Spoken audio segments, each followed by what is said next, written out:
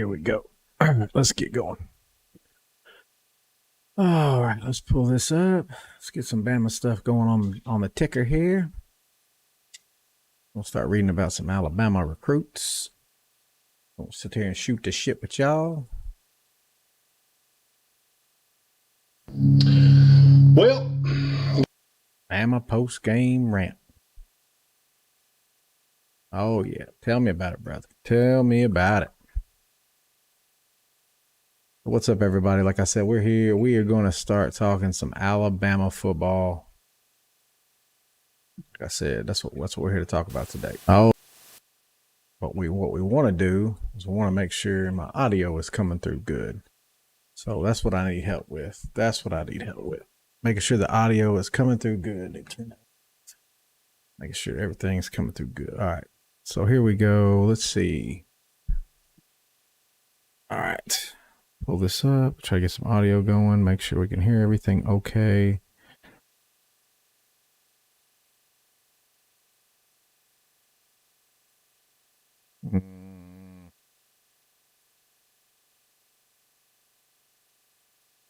So I'm just testing audio settings, so just bear with me. Let's see if I can do this. Pull up anything. Pull up YouTube. Let's see.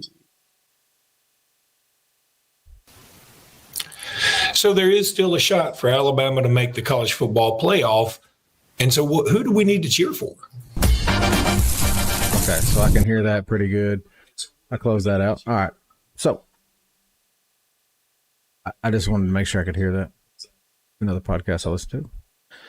All right, so here we go. I'll turn this back down.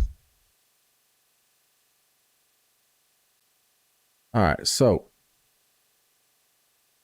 first and foremost, running game last weekend took off. So running game took off last weekend. I think we all can agree.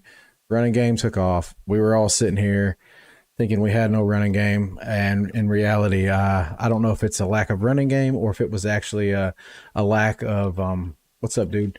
Give me 2 seconds. But yeah, I don't know if it was a lack of running game or if it was actually a lack of like commitment to the run. Maybe the O-line was just playing bad. I'm not quite sure. I just know that the running game seemed to really pick up this past weekend. So you asked a simple question. You asked the question, who do you think will win against LSU? What do you think a win with LSU put us? I think if we beat LSU, we're back in the top 12. And so with that said, sorry, messing with my stuff as I'm talking to me. Just with that said, that's critical because obviously, as you know, that's going to put us right where we want to be in terms of making the playoff. So if we beat them, if we beat LSU, I've got us sitting around 10th. Obviously, that depends on what happens the rest of the way. That depends on, what happens in other places, other spots. So obviously, that's going to be one of the things that we're going to have to watch and kind of keep up with. But with that said, like I said, I think we could be around 10th if we beat LSU. And obviously, style matters. So how we beat LSU is going to be a thing that we're going to have to look at and try to have a discussion about, because how we beat LSU matters just as much as, do we beat LSU? Now, I think a win's a win, especially going to Death Valley, and I think that's a huge win for us. But in terms of like how we win, if we go out there and we actually physically dominate them, kind of like Texas A&M did, then I think we're having a real conversation regarding where we go in the rankings. We could be even higher. I mean, if we're being honest with ourselves. So with that said, I really think this is a huge game for us. I'm looking forward to seeing what we do and seeing how we do it, because obviously it's going to be critical moving forward. Style points do matter moving forward, so we need to definitely make sure we take that into account and that we acknowledge that. That's the elephant in the room. Style points matter. So before we do anything else, we just have to acknowledge that. So, and if we do, I think we'll be okay. But yeah, style points matter, and we got to make sure we do the things necessary, and that includes going out and beating LSU. So what is it going to take to beat LSU? So first and foremost, it's going to take a commitment to the run game like we've seen in the past. So We did not really commit to the run game until later on in the game. I think we can all agree with that. Like, we didn't commit to the run game until very, very later on, second half. I mean, second half essentially. And that's when we really started putting it on them. And I think you saw once we started running, we started wearing them down. That O-line is big. That O-line is big. It's physical. And the more that we lean on those D linemen, they're gonna. Hey, it's always we. It's always we. If you donate to the university, and you pay money, now I pay money to have these players. So it's we. It's we. 100% we. 100% we. It's always been we. And if you don't have to listen to me, Nick Saban's always said we too. I know, man. I know, but it's like, man, some people really do get on that argument, man. They're like, man, we're part of the team. I mean, if you don't think the fans matter, then obviously, like we saw a bunch of games. I think Ohio State's a prime example of how the fans matter when they're at home. So with that said, what do you think Ohio State's going to do this weekend? I just want to know what you think. And dude said, if Kane throws in mixed coverages, the QB will struggle.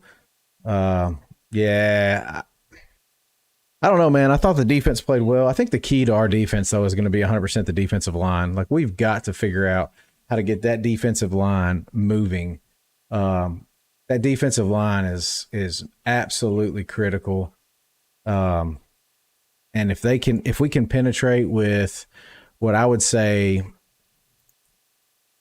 4 people, I'm trying to think how to say it the right way. If we can penetrate essentially with 4 people and not have to blitz as much, and we can actually get a little bit like LT Overton's absolutely destroying people off the line. Like, you don't realize, like, LT Overton is a tad small.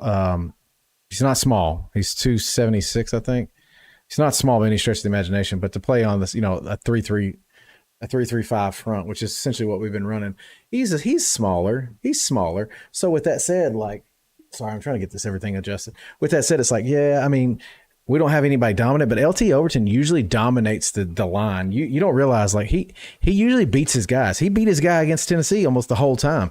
The deal is they had quick plays and they had quick throws screened up. And like I said, most of the time we're rotating in and out, getting fresh legs in. And I mean, LT Overton was beating his man. It's just there's usually another man or a double team. I mean, all these teams have played very well against us, so I don't want to sit here and say that it's us. It's not just us. The other teams are playing very well and stopping us and slowing us down, and we need to figure out a way around that.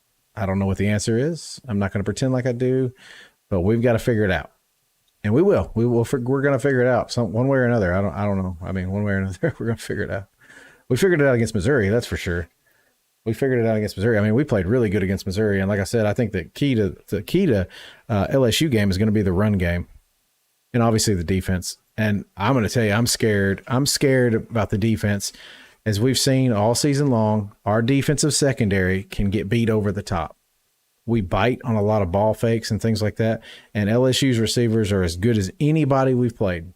LSU's receivers are that good, but the thing is we are like, if we get by LSU, let's call it what it is. If we get by LSU, we should. He might have a field day. But I'll say this: Keelan Sabb, I think, is still going to be out. So it's looking like Bray Hubbard's going to be playing, dude. And Bray over the top seemed much more in tune with what we were trying to do. Him and Malachi, I've never seen us play like that in a very long time, where we actually have safety help over the top and we're actually like getting to the ball. I mean, it looked like, Malachi did the same thing. I mean, he did it 2 weeks in a row. Like, they're throwing these balls up and you have safety help over the top and the safety's right there. And it's like, man, whatever you ate this morning, eat that every morning. Keelan Sabb does play the run well, and I think that's a key to why he is critical, getting him back, especially for a playoff push. But I didn't mind Bray, and I thought Bray did a good job. And I think he'll do a good job again. If Sabb is not bad, he might be. But I mean, if he's not, then obviously I think we'll be okay. So I was just looking here, so one of the things that I like to do, and I'm sure most of you guys that let's see here, that pay attention to this, let's see here. I'm just trying to look at something real quick. So I just noticed. So Alabama right now recruiting rankings. I'm a big recruit, Nick. I try to watch all the time. But we're number one on 247. So that's a good thing. That's a good thing. So number one on 247. 247's kind of lacked off on three bottom. So with that said, like, okay, I understand, but we're number one on 247. We are number one on right now in the class for ESPN. So Ohio State is number two. And if you think about that, that's big because they have 26 commitments. We only have 23. So I'm really excited about the recruiting aspect because one of the big things that we all wondered about Kalen DeBoer was could he do it? Could he do this? Could he stay in the SEC and make these things happen? So looking at On3 is another recruiting service. It's probably one of the pinnacles. On3 has Alabama at number one. So this is huge for us because right now we're at a 92.32 average rating. We're headed. The headliner is obviously Keelan Russell, who is an absolute stud. If you have not seen him play, go watch him play. His games are on high school, but you can YouTube his film if you'd like. And I say that Ty Haywood's up there too, so don't let me discourage that. But Keelan Russell, Duncanville High School, absolute stud at a quarterback. And this guy is the future. I think we've got other players in between him, getting the field, but I think that this guy is the future, and I think we're going to be really good hands. Ty Haywood, one of the best offensive tackles in the country, the guy that we had number one on our list. I know there's another one that Tennessee has that's considered a little bit higher. One of the big ones that I'm excited about is Michael Carroll. So Michael Carroll from IMG, absolute monster in the middle, number one interior lineman. And when you talk about number one interior lineman, that's huge. That's huge because that's what we need. Okay, Alabama is north-south running the football. We need those interior linemen as well as our tackles, we need those guys to be able to push and get that ball upfield so we can do what we want to do on offense. And like I said, then you go right into Caleb Cunningham, another 5-star receiver from Mississippi. He shut down his recruiting. He's a Bama boy all the way. He's number 2 wide receiver in the nation, 17th nationally, and he's the number 1 for the state of Mississippi. This dude's elite. Caleb Cunningham's elite. Make no mistake. This is the player that I'm most excited about, and don't take this for granted. Like I said, he may not amount to anything. DBs are very tricky. So I'm very nervous to say, DBs, because obviously people can pan out and people can't. Dijon Lee out of California. So Dijon Lee, 6'3" and a quarter. Some sites got him listed at 6'4" at DB at cornerback. This dude, the range on this guy is absolutely phenomenal. Like, how in the world can a guy, he can move. He can move. He is roll tide, brother, roll tide. Hey, how you doing, Brody? Like I said, he can absolutely move. This guy has hips. He can get down. He can break with anybody. And this guy's going to be able to defend your bigger receivers with ease because he's 6'4". He's going to be bigger. This is Sauce Gardner, essentially. This is the next coming of Sauce Gardner. So this guy really does have some potential, and I'm super, super excited. ESPN has him ranked a little low. Rivals has him ranked a little low, but that's okay. Like I said, he's on 3 and 247. He is an absolute stud at DB. Okay, so moving on, like going into the next, like I just love talking. LSU beats Bama. UGA could be out. So yeah, okay. So we're going to talk about that tomorrow night. We're going to be doing a podcast tomorrow night at 8:30, and we're going to talk about that because we've actually looked up the tiebreakers. And there are some interesting stats on there. There are some interesting things that have to play out, and it's going to be very intriguing to see how this goes, because the SEC, where we used to use like rankings and things like that to determine, like, after head to head and all that stuff. Well, now you don't have East West, you don't have all that, so you got division. So UGA is not out of the playoffs, but I meant SEC title, Crimson. I meant SEC title game. That's what I was pushing for. So there is going to be some intrigue there, because let's say for right now you've got 5 with 1 loss or less, and obviously Texas A&M is the lone undefeated in the SEC. if Texas A&M takes care of Texas, they're in. Their road is very easy. So if they take care of Texas, they're in. There's not going to be an issue. And be honest with you, I don't see anybody messing with them. But with that said, that's always easier said than done. But I think Texas can win the game. I think they will win the game. I think Texas defense is better than most people think, and I think they'll be back on track. But used to say it's UGA. Yeah, I mean, 100%. So, okay, Alabama's going through a transition.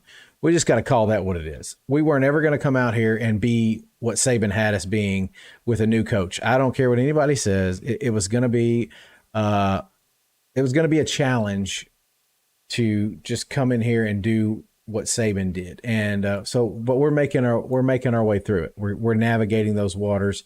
And an interesting fact is, like I brought this up on the podcast as well. Kirby Smart lost to Vanderbilt in Tennessee his first year, along with a couple other schools. So anybody can say what they want, but Kirby is as good a coach as anybody in this country. And if I had to put money on a coach right now to win, it would be Kirby Smart. If like I had to put my bottom dollar on a coach to win, it'd be Kirby Smart. And he had the same issues taking over what I would consider a decent Georgia team. Because Mark Richt, y'all were never terrible. I mean, you were never terrible. You're never void of talent at Georgia. So with that said, yeah, I hope Bama beats LSU as well, man. I hope they do.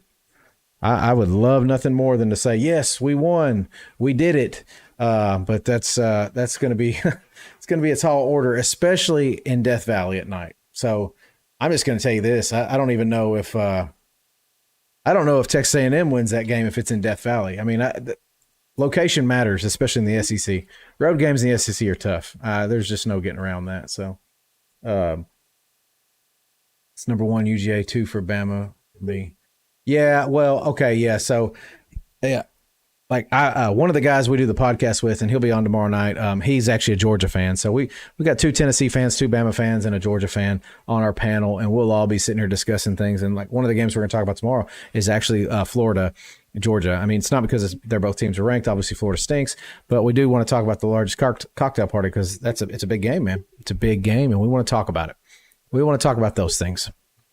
Yeah, but I mean, I think Alabama's in good shape. I think Alabama recruiting-wise is in good shape. I don't worry about Georgia. I don't worry about the Ohio States. I don't worry about those teams because I know those teams are always going to be loaded. Texas is always going to be loaded.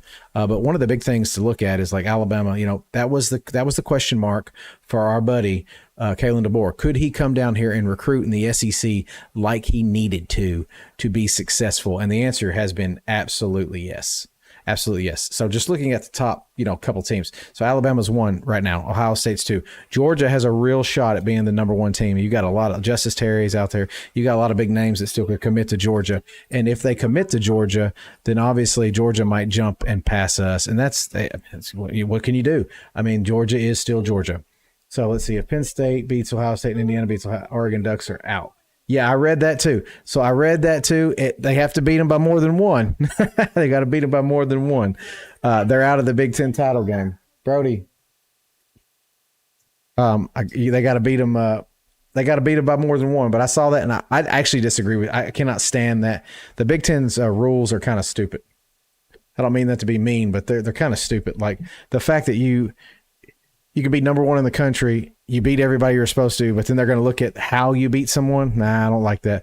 Like I think before they do that, because honestly, resume and things like that matter. And I think what they should do is they should look at where you are in the committee rankings before you decide something like that. I don't know. Obviously head to head matters. So you can do record, you can do head to head, conference wins, conference losses. Obviously, I mean all that plays into it. I guess that does, but that'd be number 1. I just for some reason that stinks to me. Like it stinks to me that would be one of the factors for a playoff, or a Big Ten title game is the fact that, you beat this team by 1 point. You beat this team by more than 1 point. Roll Tide, brother. How are you? Imagine an undefeated number 1 team being out. That would be stupid. And I promise you, Crimson, if they did that, the Big Ten would change it the very next year. They wouldn't even wait till the next year. Hell, they would that following weekend, they would change it. I guarantee it, because they don't want to look stupid. They don't want to look stupid because bottom line is eventually, I mean, either way, Oregon with one loss, Oregon with no losses, they're getting into the playoffs. I mean, let's call it what it is. But they would look absolutely ludicrous. They would look very foolish to have the number one team in the country not even get to go to a game and being undefeated. T-Crawl, TCU, FSU, what UGA did at it? Did that? Do you recall TCU, FSU? Yeah. So you're talking about the TCU national title game and the FSU last year in the bowl game? Yeah, I mean, 100%. TCU sucked. We all knew TCU sucked. They shouldn't have been in the playoff. We knew that. Most people with a pulse that watch any kind of football knew that TCU shouldn't have been in the playoff. They didn't win their conference. So now I don't care that they didn't win their conference. Okay, I'm not worried about not winning the conference. I'm not saying that. I'm saying they didn't win their conference. They lost their last game and they got beat. I mean, they got beat easily. The other side of that is, they got there. They beat Michigan, who I think Michigan was a little overrated that year. But at the end of the day, like, in all honesty, like, you saw what they were made of, and Georgia destroyed them. How about them Irish? Oh man, roll tide. Yeah, the Irish. I'm not a dude. I'm not a Notre Dame guy, man. I'm not a Notre Dame, but let's see what they got coming up. I just want to. They don't really have anybody left. I mean, I know that much. Let's see. Navy. They look good against Navy. But I thought that. I said that. I predicted that on the show because I was sitting there thinking to myself, like, Navy has no one on the D line and the O line that's going to be able to power through like Notre Dame. I mean, I just didn't see it coming, but I just didn't see it. Yeah, Oregon Nation. Hey, man, Oregon's playing good ball. Oregon's the best team right now. Oregon's the best team. So FSU, Army, and USC. So I will tell you this: I think Army plays a much better game than Navy does. Because if you look, Navy was moving the ball on Notre Dame very well. They were moving the ball well, and I think Army, if they can just clean up the turnovers, I think they have a real shot. Not at beating them. I mean, anything's possible on any given day. So let's make no mistake about that. But at least being competitive and giving them a run for their money. Game of the week putting lipstick. CBS fighting so hard to get game of the week putting lipsticks on pigs. Yeah, dude. CBS, they know they messed up. Who is their number one receiver, Troy? I'm not even sure who the number one receiver is for Oregon. I know you have one of Alabama's ex receivers. I know you have that. But I was just curious who's their number one receiver. I don't even know. But yeah, so looking at the Trayshawn Holden. Oh, Trayshawn Holden, that's Bama boy. That's Bama reject. That's old Bama reject there. Trayshawn Holden was a good player. No disrespect to Trayshawn Holden. I like Trayshawn. I didn't like how he spit on a player. I thought that was kind of low down and shitty. But we got to do better than that. I mean, he's got to be better than that. Yeah, he's got to be better than that. You can't do that, especially in a situation like that when you're vying for like, that game is critical. I mean, that game's critical. You don't want to sit there and do that and potentially like mess up your chances at winning the game. Die hard UGA fan, my next door neighbor, buddy, Bama fan. We have so much fun about this. Yeah, I mean, that's why we all started this podcast, because we were sitting there thinking to ourselves, like, how do we have fun, kind of have these conversations? And we talk about the same shit all the time. Y'all probably do too. And we were just like, hey, let's just get on here and have a podcast. Like I said, we'll be live tomorrow night. But yeah, this is kind of what we do. We sit here and we just talk and just kind of go over shit. But Notre Dame, man, Notre Dame's got FSU. That's a win. FSU, phenomenal story. Cried last year about not getting into a bowl, the playoffs. Cried. Absolutely cried. And then now, I mean, they might have double-digit losses. I've never seen a turnaround like that. I've never seen an undefeated regular season go to double-digit losses. I've never seen that happen ever in football. Yeah, I'd rather watch college football any day over the NFL. I don't even really have an NFL team. I'm a Tennessee Titans fan, but when they got rid of Henry, like, it absolutely just destroyed me. So I give people shit about that. People that are on this podcast, because I'm like, dude, you got rid of our best player. And they're like, oh, we needed to. I mean, at this point, yeah, I agree. The Titans need to get rid of everybody because they just need to absolutely just rebuild. But other than that, yeah, college football all the way. Alabama for me. So I'm not going to lie to you. Like I said, I've always told people the truth. I'm not going to sit here and sugarcoat Alabama. If they're playing like shit, I'm going to say they play like shit. I'm not going to sit here and go, oh, they did their best. They did their best. Everybody, we're all grown ups here now, and they make money to play a game. They make money just like the NFL. So they're now professionals. Whether they want to admit it, whether we want to admit it, they're professionals. And so with that said, like I'm not going to sit here and sugarcoat this shit anymore. You're a player. We're gonna get our money's worth out of you. So anyway, I'm gonna be critical, but yeah, a Bills fan. Hey man, I'm a Bills fan too now. Like I said, I root for my players. And guess who they just picked up? Amari Cooper. So yeah, baby. Brock Bowers is playing absolutely phenomenal. Lad McConkey had a great Sunday. Okay. Titans look good on Sunday. Wyatt, I know you're laughable at best, bro. The Titans are absolute dog water. I mean, just absolute dog water. I don't even know what to say. I don't even know what to say about the Titans. I don't even have what to say about it. Brock Bowers, Rookie of the Year. Over Jaden Daniels. Got to ask ourselves, over Jaden Daniels. I'm a Bama fan, but over Jaden Daniels, does Brock Bowers get Rookie of the Year? And I do think Amari was a good pickup. I think Amari was exactly what they needed, and it's going to give Josh Allen another weapon that's really going to help him out. And I mean, I like Devontae Adams. I like Devontae Adams as a receiver, but I don't know if he's a.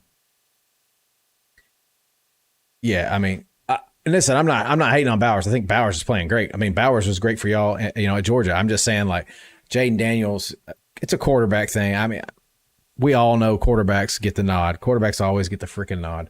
But yeah, let's pull the stats up. Let's look at it because I'm not really sure. I just know that Jaden Daniels playing pretty good, and the Redskins. I mean, they're in decent position. I mean, they're not great, but let's see. Brock Bowers, he's got 11.6 yards reception, 58 receptions. Oh, that's the last game. Never mind. Sorry. Apologize. Let's see where he's at for the year. He's at 535 yards, looking at a projected 1,000-yard tight end. He's only got one TD though. He's playing good ball. I'm not gonna sit there and knock the guy. Let me look up Jaden Daniels real quick. I'm not gonna knock Bowers. I like Bowers. I wish the Titans would have got Bowers. I actually wanted them to, but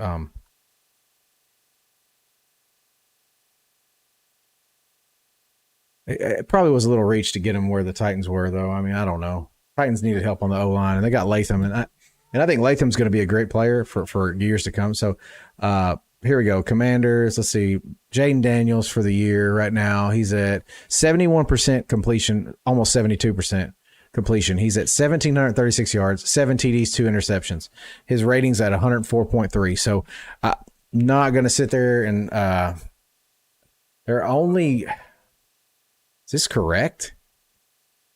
Are we for real? They've only got 2 losses? Yeah, dude, Jaden Daniels, man. Jaden Daniels, dude.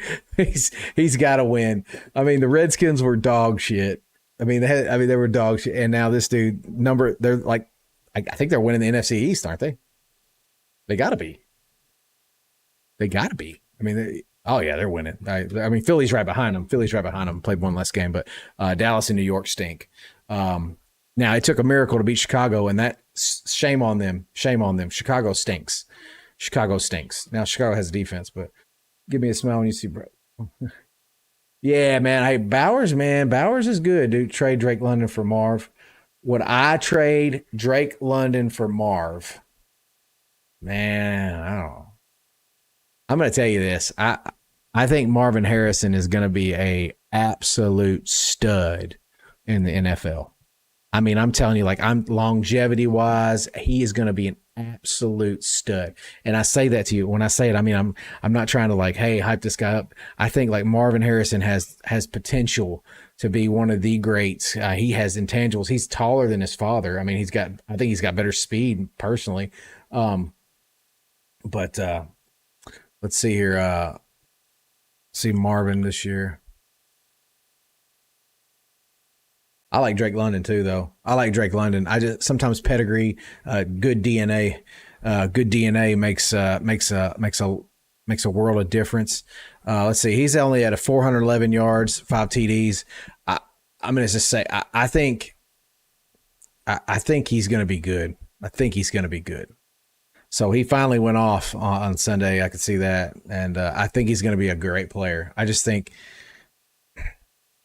I don't really like his QB that much, and I know Kyler Murray's playing pretty good this year, but I don't. Yeah. Drake London's good too, though.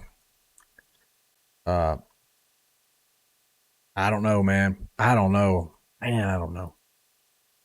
Let's see. God, Drake against Tampa Bay went off. I think for the longevity, though, like oh man, it'd be tough. That's a tough one, dude. That's tough. They're both big boys, big receivers. I think Marvin Harrison has a better career. Spit out some rookies of the year to compare. So, yeah. Just give them some time. It's Bama game and LSU. Yeah, I think it is. I think it's LSU Death Valley at night. I think they got to decide, and they wanted it prime time. So,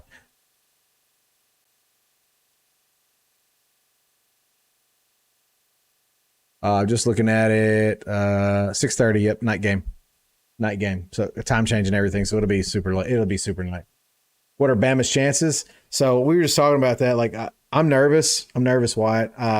It's night game at LSU. That's a big difference maker. And obviously our defensive secondary has been suspect all year. So they come out and beat the crap out of us. Honestly, their receivers are as good as anybody we play. So, and I don't want to sit here and sugarcoat that and make it sound like anything other than what it is.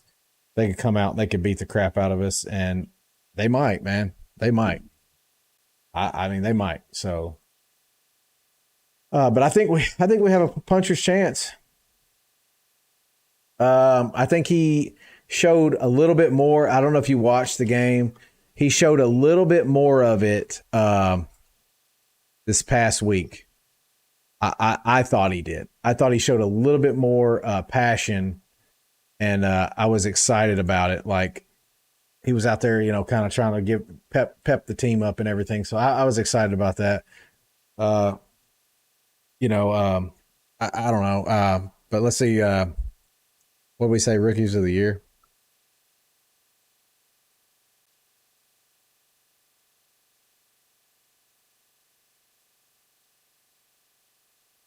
Yeah, I mean the Bama and Georgia games are always good. Okay, so here we go. It's like rookies of the year. We're just going to go down this list. Let's start at 2000. Mike Anderson, Denver Broncos. 2001, Anthony Thomas, Chicago Bears. 2002, Clinton Portis, Denver Broncos. 2003, Anquan Bolden, Arizona Cardinals. You seen a trend here? I mean, all these guys are pretty much like legends. 2005, 2004 is Ben Roethlisberger. Uh-oh, we got somebody. We picked up a teammate. We picked up a teammate, I think. I thought we did. There he is. For some reason this is not set up properly. Oh, there it is. That should be proper in a minute. Hold on, guys. Screen capture. We go. Okay, we're testing audio. That's why he's joining up. He wants to just shoot the shit and talk. But do you think? Do I think? Yeah, I agree, Troy. If Jaden Daniels keeps playing this way, it's definitely his to lose. I don't see how anyone else can catch up to him. Wyatt says, "You think Ryan Williams will play his whole career at Bama?" I'm going to say yes. I think they throw out the NIL just truck at him, and they're going to do everything they can to keep him. And plus, he's a gump. He's a Bammer. I think he's going to stay. What's up, man? Talk real quick. I'm going to try to. What's going on, dude? Hello. Okay, you're loud now. Pull up your TikTok. Pull up your TikTok and make sure you can hear it good. Because I want to make sure. Your drink? Oh, no. Apologize. I want to make sure it works for us for tomorrow night. Yeah, the thing is when we were all live the other night, everybody sounded fine. But then when I went back to listen to it this morning, I was like, dude, that's bad. I know. There's a lot. I'm telling you, man, there's a lot to this. I can't try to keep up with it all. I know. We'll get better. We'll get better. He goes, I'm a Georgia man, a Titans fan. All right. Well, I want the Titans to do well. So I want the Titans to do well. I think everybody, for the most part on this panel, wants the Titans to do well. It's just a matter of they've made some stupid decisions. Wyatt's back. Wants the Titans to do well. Tony's not here. It's just a matter of you got to talk. Stupid decisions. I'll see if I can text Tony and get him to get on.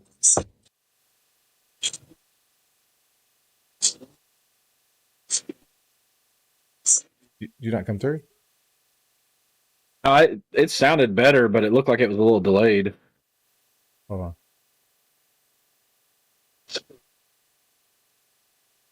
That ain't bad. That sounds fine right there. That's good. You like that? All right. Yeah, that sounds better to me. All right. So we got another Georgia fan in here. He said it's hard to be an Eagles fan. Why? I mean, the Eagles are good. That's Georgia North. Yeah. Georgia North. I mean, everybody they drafted.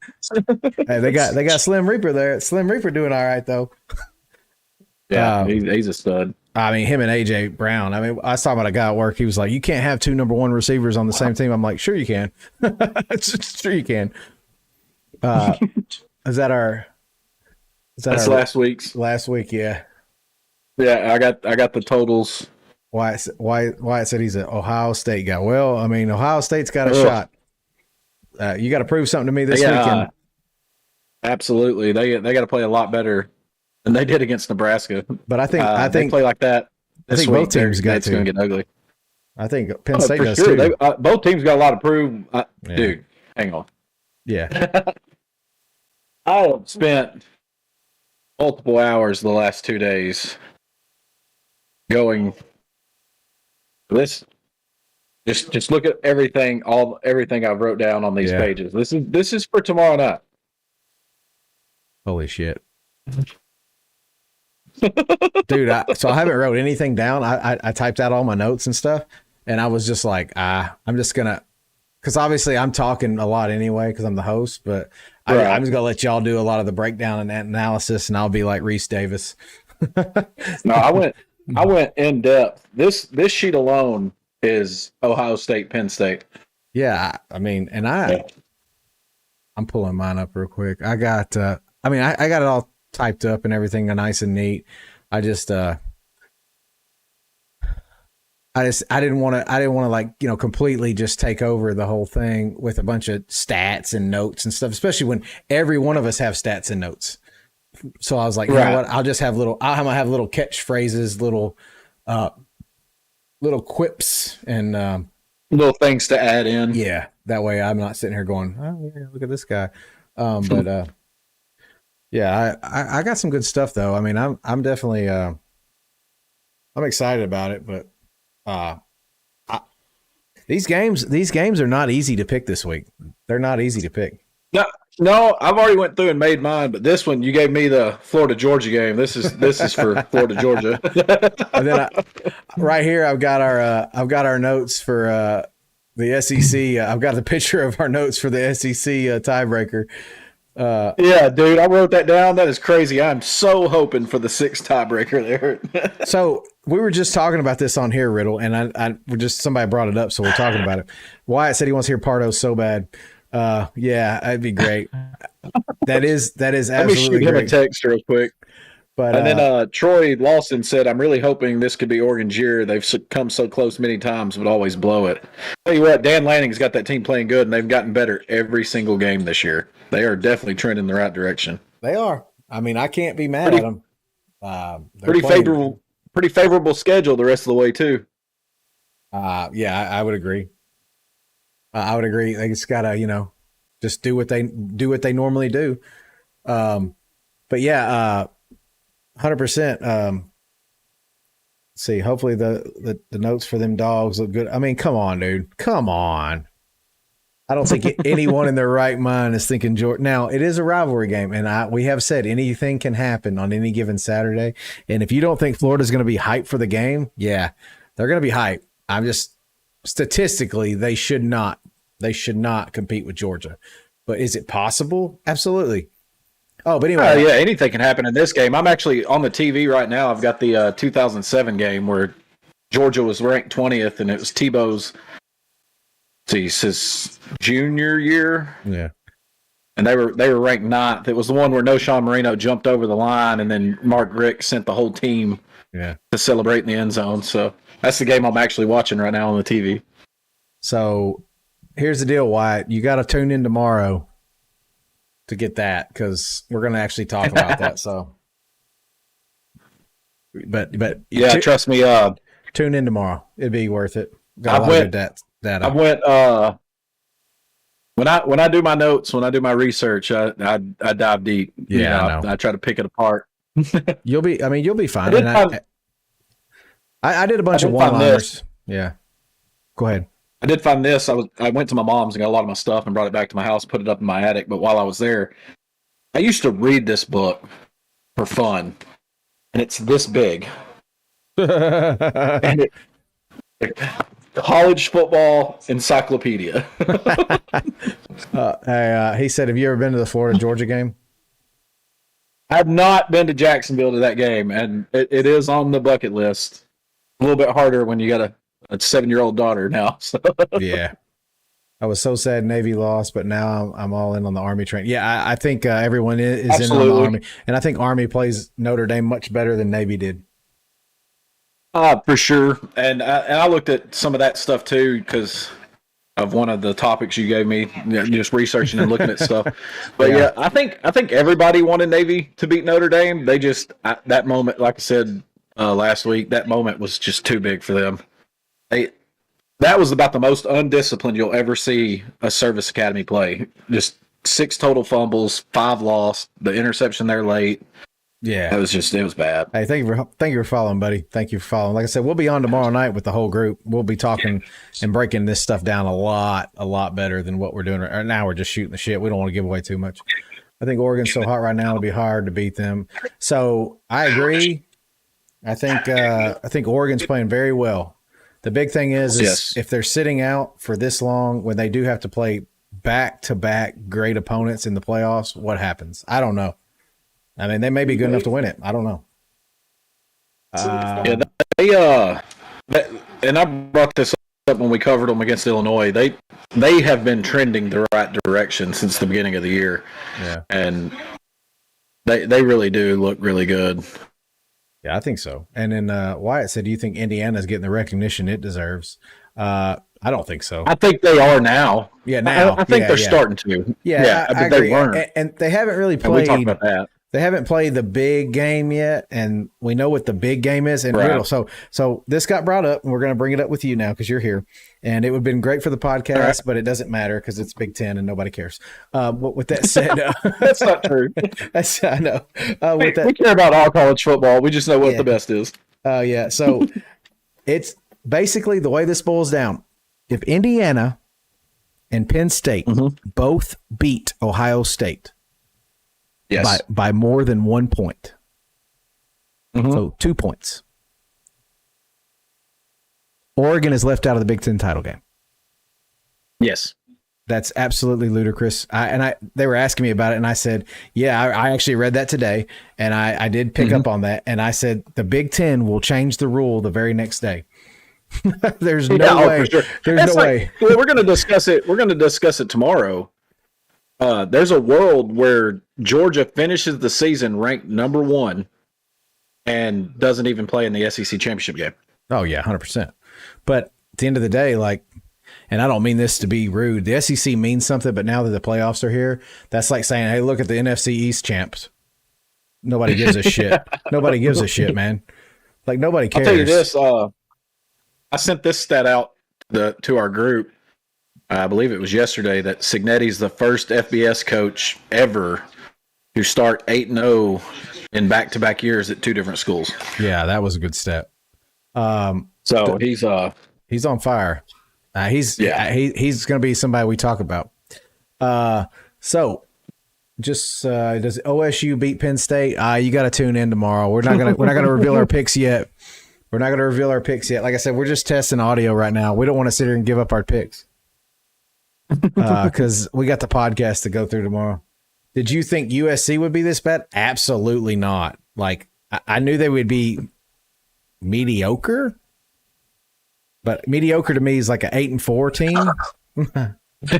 Brody. Well, Brody. so Lincoln Riley last year, he had a lot of transfers come in. He kind of went with that Colorado thing where, Deion's got so many transfers. Lincoln Riley did too. And that defense just, oh man, it had so many holes. And then you lose your Heisman Trophy winner. That's hard to come back from. You lose a guy like that. But I mean, look at the fall off in quarterback play from Bryce Young to Milroe for Alabama. Well, but the sad part is Milroe had a year starting last year. And he actually seems to regressed. We got to the playoffs and took Michigan to overtime last year, and he seems to have gotten worse. I don't understand. But yeah, so JP, you put out there other than Bama, UJ is 51-0 against other teams. Yeah, that's one of those records that we were going to talk about. That's incredible. I mean, that it's not appreciated enough. I understand. I think Kalen DeBoer gave a little bit of a surprise. No one knew what he was kind of going to do against Georgia at the beginning of the year, and then you saw Georgia adapt and adjust like they always do. And then obviously, I'm about to have to just go off anyway. But yeah, I think Georgia's a really good team. You'll never hear me. I predicted them to beat Texas because of who they are and their pedigree. Let's see here. I think the Alabama thing, I don't know if there's some kind of just bad juju when we play them. It's that voodoo. but Alabama is still our daddy, and I hate to say that. But so an interesting thing that I thought about Riddle, I was sitting there thinking about, we played y'all very tough. The game came down to the end, and then we went to Vanderbilt and lost. Texas played y'all. I mean, didn't play y'all tough. Texas, y'all beat the crap out of them. So I don't know what the hell happened there, but y'all beat the crap out of them, and they went to Vanderbilt and struggled. I'm just wondering if Georgia's just that physical that where when you don't have an off week afterwards, you're just physically beat down to the point. Oh, for sure. Because Bama shouldn't have lost to Vanderbilt. I mean, I'm not saying Vanderbilt's a bad team. They're obviously a very good team this year, but they talent-wise, definitely overexceeded expectation. Talent-wise, they shouldn't have lost. But I don't know if we just took them for granted or if honestly we were just physically beat up because we did not. We looked like we were a step behind the whole Vanderbilt game. But, I think there's a bit of a hangover, a letdown too after a game like that. I think that's a real thing. You're on such an emotional high from such an emotional game against a top tier team, and then I got to go to Nashville. Well, before that game, even Nick Saban came out and said everywhere's tough to play in the SEC except for Vanderbilt. So, and we know why he said it. We know why he said it. Of course, he owned them, and most people do. He owned them. Yeah, he can say whatever the hell he wants. He's done now. Right. But so let's see what they said here. Colorado's overhyped. I mean, dude, he took them from the floor to at least what are they, 6-2 right now? I mean, they are bowl eligible. They have probably the number one player in the nation, whether he gets acknowledged for that or not. One of the best QBs in the nation. I'm not saying he is the best. I said one of the best. I mean, they've came a long way. So, I mean, I can't knock them. Deion's doing something that no one else probably could have done at Colorado. Nobody wanted to. I was going to say nobody even would have wanted to. So we did talk about this earlier. Go ahead, Riddle. Sorry. I was just going to say we were talking about that Georgia-Texas game. Mm-hmm. I saw this the other day, and I thought this was interesting. I meant to tell you all this the other day, but it says Jalen Walker is the first player in the last 20 years with 3 sacks and 7 tackles in a game against the AP number 1 team, and he did it in the first half. That's pretty awesome. So we were actually just talking about, JP brought up your Georgia boys in the NFL, and Brock Bowers. We talked about him and how well he's playing. He asked if he's going to be Rookie of the Year. I said no, not over Jaden Daniels. He's playing great, but he ain't playing Jaden Daniels great. And then we talked about Ladd McConkey, who just absolutely went off last weekend. Absolutely went off. I mean, phenomenal. So Georgia lost a lot of explosiveness from those two alone. Oh, for sure. And a lot of respect. Like I said, you got to have big respect for those two players, what they're doing in the NFL right now, because, I mean, It's crazy. Brock was a freak of nature. Yeah. He's a 3-time All-American. Generational He was player. the total package. Yeah, he was the total package at tight end. 2-time Mackey Award winner. Yeah.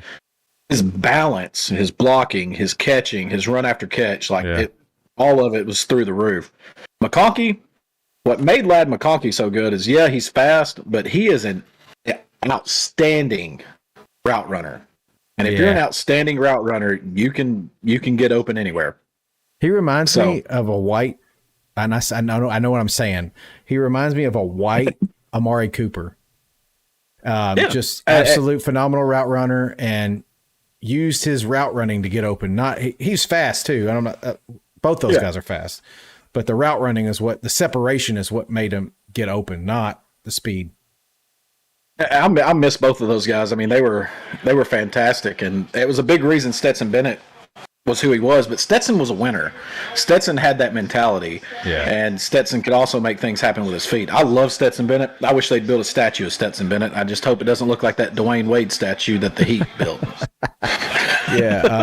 Did you see that Army has more passing touchdowns than Michigan? Yeah, I saw that Army has more passing touchdowns. One quarterback has more passing touchdowns than everyone on Michigan's team.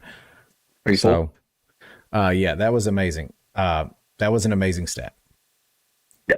So, Bennett went to Bennett got drafted by LA, and he kind of had some personal demons pop up on him, and I don't think they ever released it really in the media and made it a big deal, but I think he had a drinking problem and some personal things going on, so he sat out a year. He came back this year, looked really good in the preseason. I don't know if he'll ever make it as an NFL quarterback, but I mean, he's got that drive and determination too. So the difference, he is in the right situation for himself, and I'm going to say this. He's older, he's a mature guy because he was in college for 18 years. Bottom line is he's getting to sit behind Matthew Stafford, and Stafford's not a prick, so he actually wants to help bring him along. And I think it's going to be more like I think it's going to be more like a Jordan Love situation where when he does finally take over the helm, they're probably going to give him a shot and see what he can do. And I think he'll be more prepared than most people. He'll be more prepared. I could agree with that. Yeah. And I don't think he doesn't have the talent to do it. I don't know. I think he's got talent. His size. 100%. His size and his arm strength, and in the NFL, it's a totally different world. He's got time to build up too. So, all QBs in the NFL should hold a clipboard. I think that most of your successful ones nowadays are going to have to hold a clipboard for a minute, at least to try to develop and understand the speed at practice and everything. The speed of the NFL is night and day different. Much like when you go from high school to NCAA, normally your freshman quarterbacks, they can do things and they can have big moments, but consistently to have those big moments is the problem. But let's see here. Who's Alabama's QB next year? Oh, that's gonna be Ty. Yeah, it's gonna be Ty. Won't be no questions about Ty being the quarterback. He'll be fine. But back to what JP just said real quick about the all quarterbacks should hold the clipboard for at least a year. Look at all the quarterbacks that were standouts in college, had all the the measurables, the intangibles, the talent. They get thrown to the wolves as a freshman or as a rookie, and it's just they never recover from it. Yeah, never. I mean, there's a handful of guys that you can pick out that were thrown in as rookies and came out of it with good careers. Yeah. So let's see here. He said, "I love that 80% of Bills fans hated that we drafted Allen, but then I think Josh Allen's phenomenal." I thought Josh Allen. Yeah, I did too. I thought he was. His story's crazy, that he was never recruited. I think Wyoming was the only team that gave him a D1 offer. Yep. I mean, guys like that, they take that and play with a chip on their shoulder from that day forward. And Diego Pavia is next. Yeah. What do you think is wrong with the Jets? Well, it's a 4-letter word, and it sounds like Jets. So I'm a believer, and this is the craziest thing. So NFL is different than college. So college is totally separate from NFL. And Riddle, you just thanks, Troy. Riddle, you just bear with me on this, but some programs I just don't think have the culture to win. And I'm talking about NFL now, not college. College is kind of the same way, but the right coach can come in and change a culture much easier in college than you can in the NFL. NFL, you have paid talent that you're forced to live with. College, if you don't want to tote the rock, walk the line, we'll make your ass walk. That's just that easy. NFL, nobody gives a shit about you as the coach. The GM's going to say, no, I'm not going to get rid of my $8 million quarterback. I'm going to keep him, and $8 million's cheap. So, but 100%. Like I think the Panthers are just going through an absolute. Everyone was blaming Bryce Young. They just traded Deontay Johnson or whatever his name is. Is that his name? Deontay Johnson. Their number one receiver. They traded him. Yeah, traded him today. Carson Beck had Ravens. Carson Beck had games where he didn't. Not Carson. I'm sorry. I'm looking at your hat, Riddle. I apologize. What's his name? Andy Dalton had games where he literally went out there and didn't even throw for 100 yards. And everyone was blaming Bryce Young. Bryce Young played terrible too, but I think at some point mentally it starts to wear on you when you play for a bad team. I just think that's what it is. Let's see it. Oh, for sure. I mean, if you a guy like Bryce Young's not used to going out there and not having success, and he gets drafted by arguably the worst team in the NFL. I mean, that's tough on a guy. I mean, you got to be mentally strong to go through something like that, especially when you're not used to it. Oh, I mean, Bryce has never been anything but a winner, and you can't tell me he forgot how to throw a football. There's no way that anyone's going to tell me that. And which his biggest question mark was always his size. Yeah, 100%. And like we talked about, the NFL, that's a totally different beast. Like everybody's big and everybody's fast in the NFL. Yeah. Yeah, I mean, the NFL is a totally different game, and his size could be playing a big factor. I said, who do you think the Titans will take with the first pick with the bad QB selection?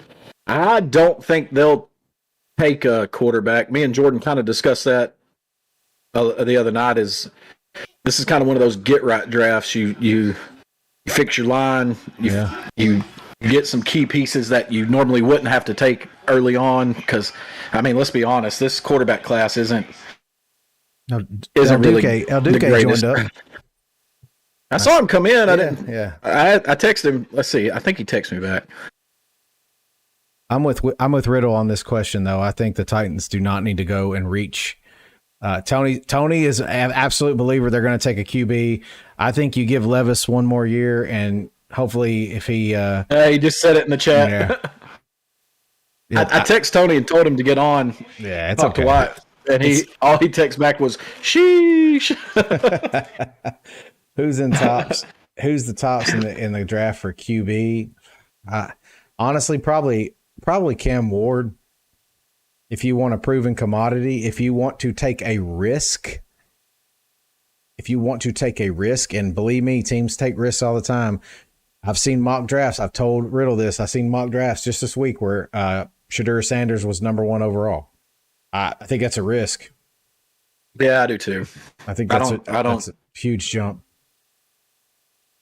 I mean, the kid's good though. Yeah, he's got the talent. Real. I didn't say not a first round player. I just meant like top 5. Dude, I'm just telling you, he's a guy that I want to have a quarterback, a veteran quarterback, and I'm thinking about phasing out. That's the guy I want. So we were talking. So let's think. Cam Ward.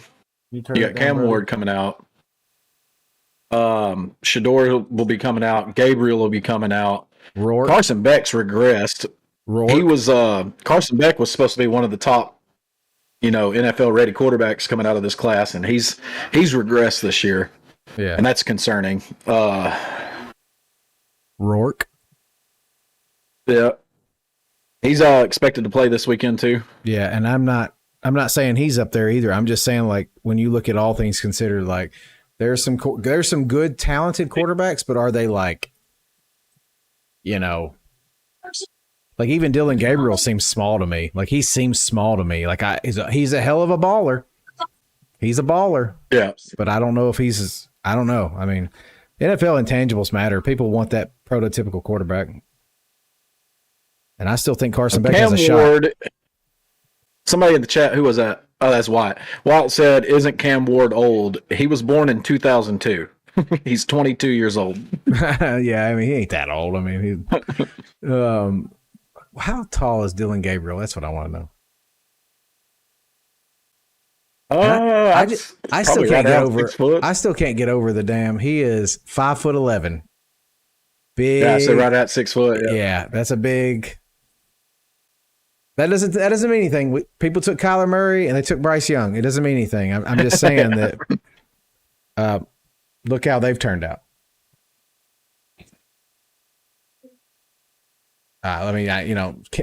Tony said that he's young enough for me. All right, so Cam Ward, Tony, you're saying Cam Ward is good enough to go out and get? He might be. Hey, he's in here. El Duque is Pardo, Wyatt. El Duque in the chat is Pardo. Yeah, I tried to get him to come on and talk to you, Wyatt. I guess he's just going to be one of the chat for right now. So Tony said he would take Cam Ward. Cam Ward might be the one that I go out and say, okay, I'd take a shot at if I'm the Titans. I mean, he's a winner. So here's a question for you, Brandon. Mm-hmm. Nussmeier had a pretty rough outing against A&M in his last game. He's a junior. Do you think with how weak this quarterback class is, do you think he comes out?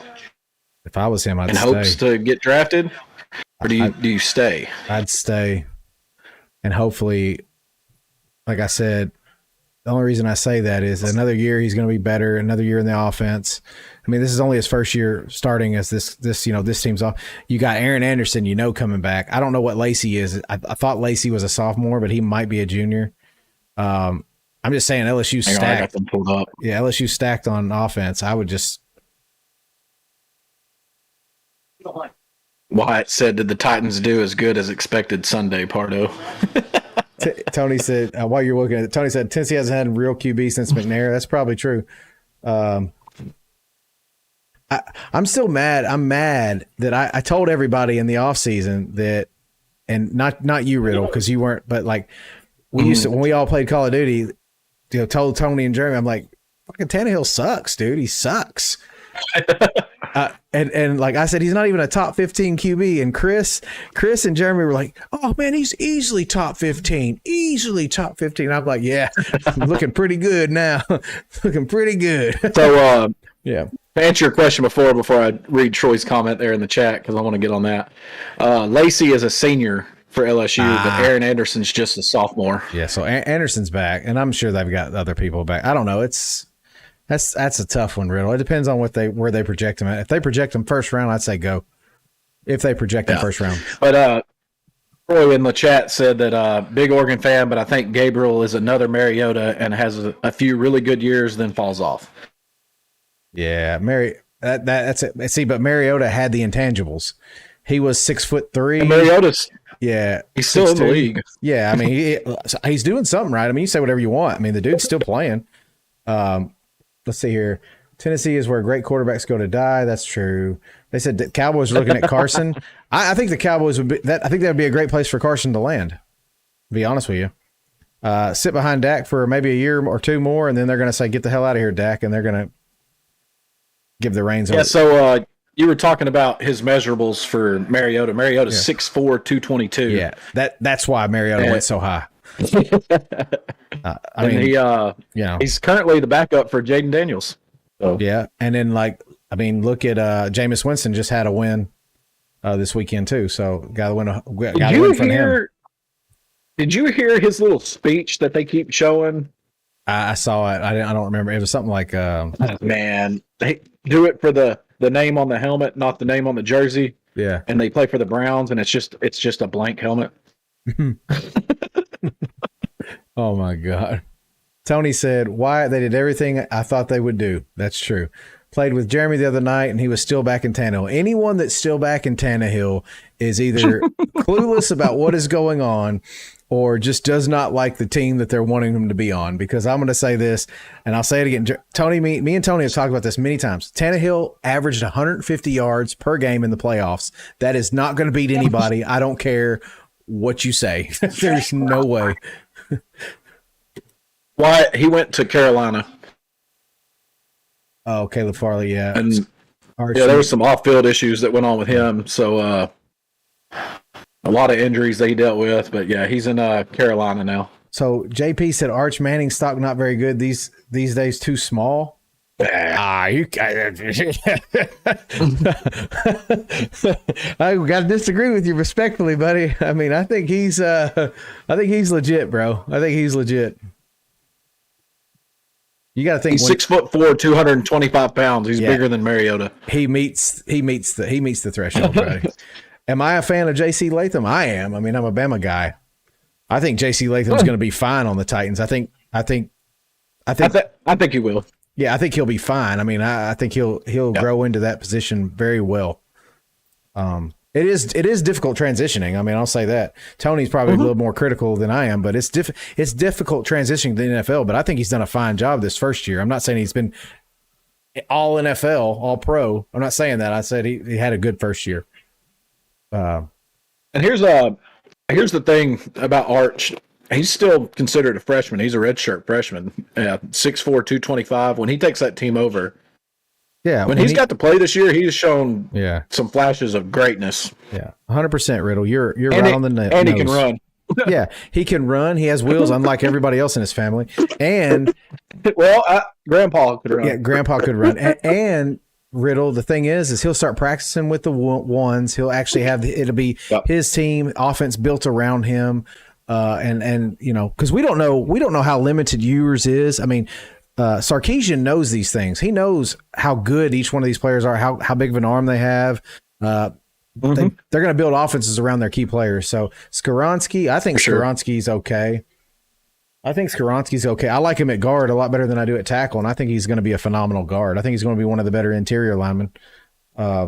I don't mind Skoronski. I mean, if you ask Titan, the only Titans O lineman that I really have any issues with is Petit Friere on the right tackle spot, and I know Tony's going to agree with me. So there's no.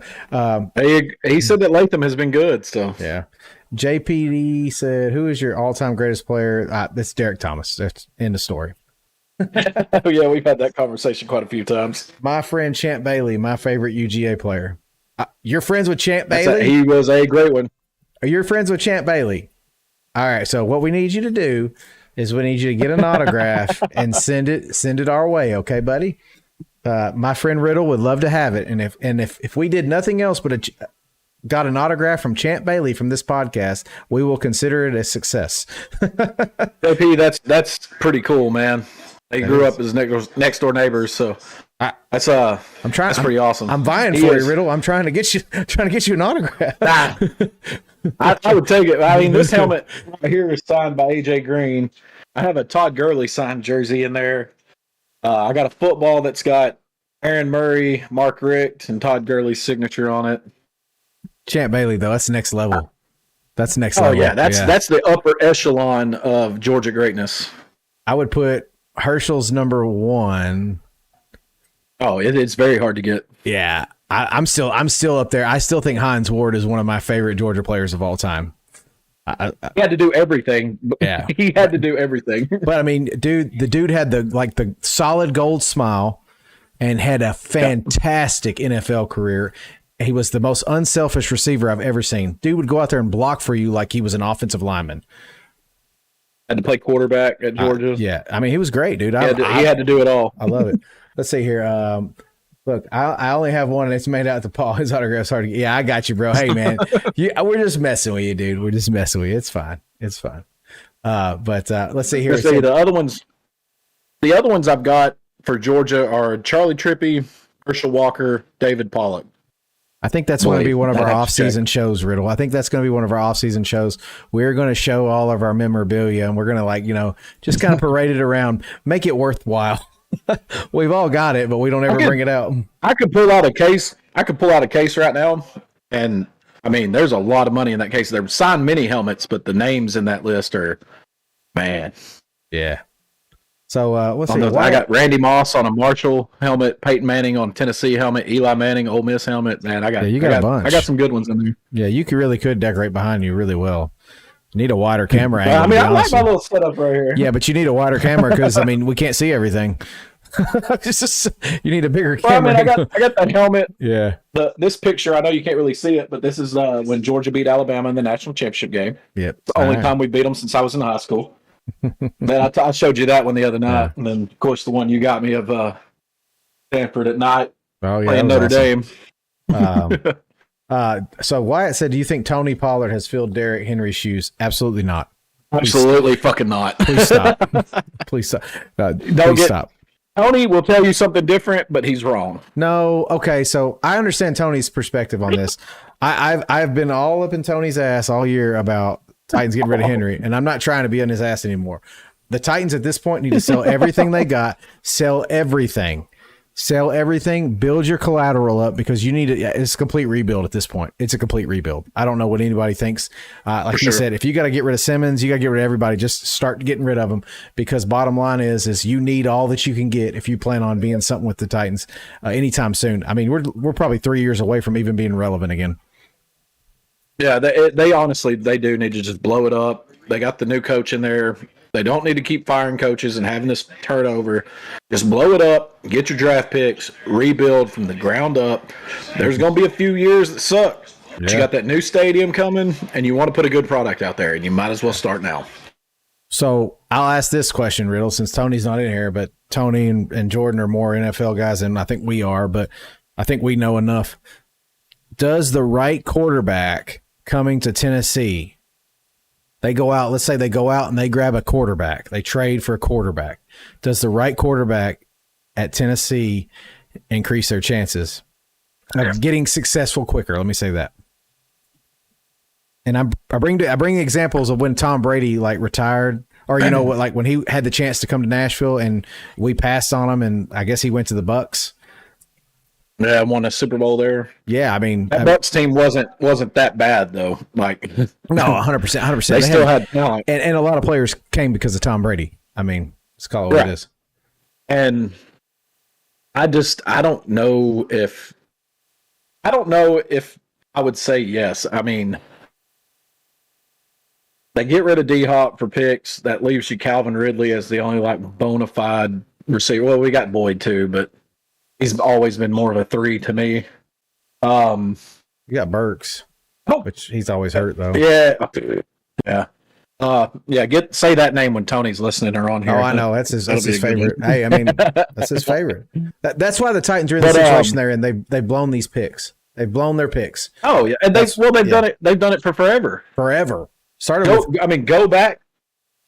I mean, Vince Young didn't pan out. No, I think Vince Young was a great talent, but he didn't pan out. No, you're right. Pac-Man didn't pan out for us. He wasn't mature enough to come to us, but now he ended up having a really but he ended up settling down later on and having a good career. But Bishop Sankey, a 2nd round pick. What the hell was that? Yeah. Jake Locker, 1st round pick. What the hell was that? So I mean, quarterbacks have been our nemesis. We've really missed.